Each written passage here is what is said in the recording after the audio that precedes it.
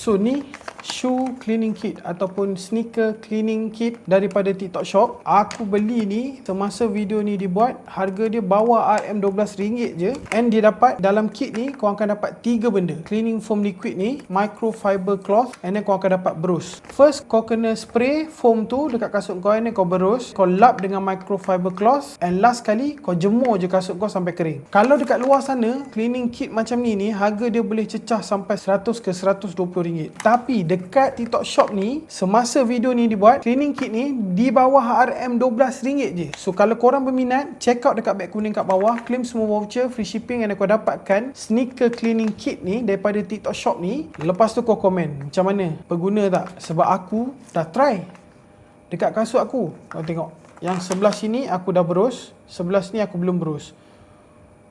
Bersih kan? Belah sini pun aku dah berus, belah sini aku belum berus.